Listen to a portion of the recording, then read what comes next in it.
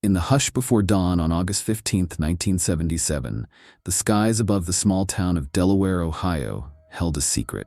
Inside a modest shack at Ohio State University, the Big Ear radio telescope, an unassuming array of metal beams and wire, swept across the heavens, listening for the faintest whisper from the void. Dr. Jerry R. Ehman, eyes heavy with questions about extraterrestrial life, leaned over a strip of computer printout.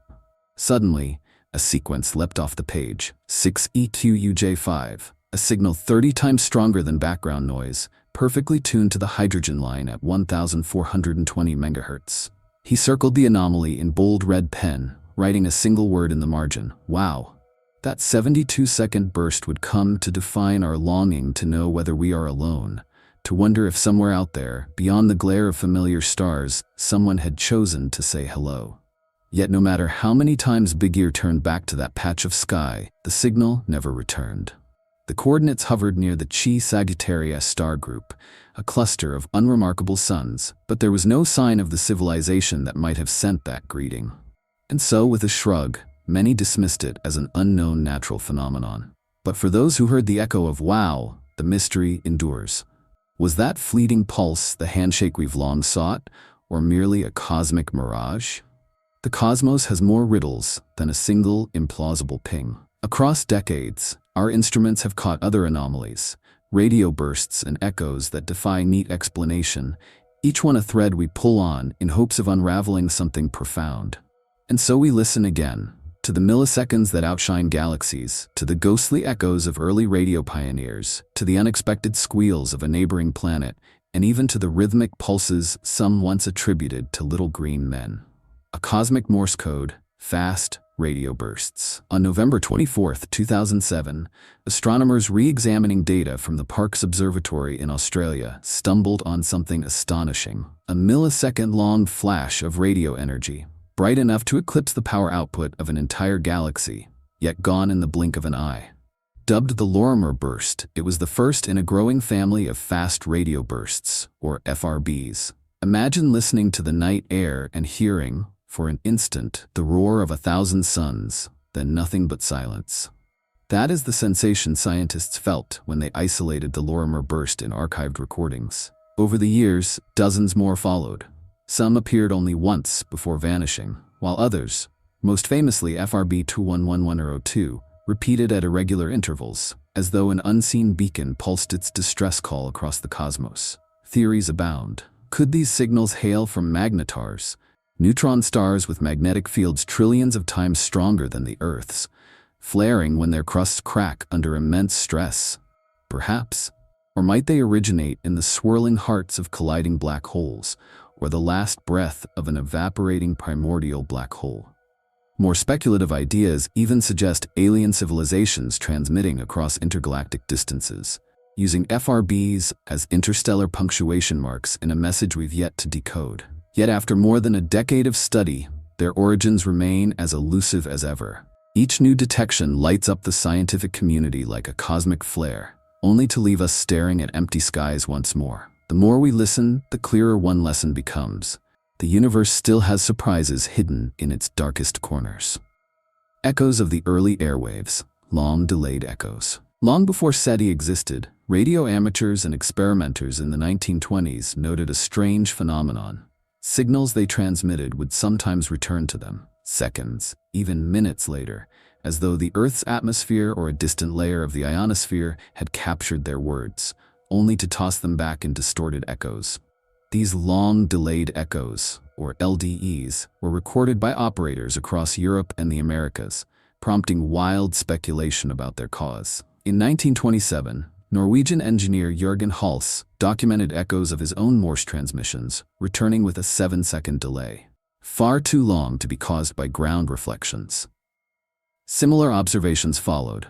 A transmission echoed back after 16 seconds, 29 seconds, even minutes. Some thought they traced to solar activity, or to the swirling pockets of plasma that drift through the ionosphere. Yet no atmospheric model neatly accounted for these delays, and the phenomenon faded as radio technology advanced. Decades later, in the early 1970s, amateur radio operator Duncan Lunan analyzed LDE data recorded by NASA's Echo 2 satellite. He claimed to discern patterns, sequences that mapped out a star chart pointing to the white dwarf star Epsilon Bovis. Lunan speculated this could be an extraterrestrial beacon returning our own transmissions as a cosmic calling card. His bold conclusions stirred controversy, and subsequent analyses cast doubt on his methodology. Still, the memory of those long-delayed echoes persists, a poetic reminder that even in our own technological backyard, unexplained phenomena can slip through the cracks. The Jovian bleeps, planetary surprises. In the late 1970s and early 80s, NASA's Pioneer and Voyager spacecraft ventured into the outer solar system, streaming back not just images of swirling storms, but a symphony of radio emissions from Jupiter. Scientists expected the planet's immense magnetic field to generate predictable noise, bursts of plasma and charged particles slamming into its magnetosphere. And indeed, much of what they intercepted could be explained by these plasma interactions. Yet buried within the data were short-duration broadband pulses, brief bleeps that didn't fit existing models of Jovian emissions. They flickered across multiple frequencies, their timing and intensity suggesting a source more complex than simple magnetic collisions. Were they some unknown mode of natural planetary radio emission? Or perhaps the signature of subsurface activity on Europa, where icy crust fractures might release bursts of charged particles? To this day, certain Jovian anomalies remain under study, reminding us that strange radio phenomena can arise even on familiar worlds. Little green men no more, the discovery of pulsars. Finally, let us turn back to 1967, when two postgraduate students at the University of Cambridge, Jocelyn Bell Burnell and Anthony Hewish, noticed a series of remarkably regular radio pulses, each separated by just over 1 second. Initially nicknamed LGM-1, Little Green Men, the source baffled astronomers. What celestial object could send such clock-like messages? Further observations revealed the pulses came from rapidly rotating neutron stars, pulsars, the dense remnants of supernova explosions. Their beams of radio waves sweep across space like cosmic lighthouses, producing astonishingly precise pulses. But for a brief, electrifying moment, the possibility of an alien beacon seemed real. The LGM moniker endured in SETI lore as a testament to how close we once were, before confirming that nature, not extraterrestrial intelligence, was behind those rhythmic pulses. Why we keep listening.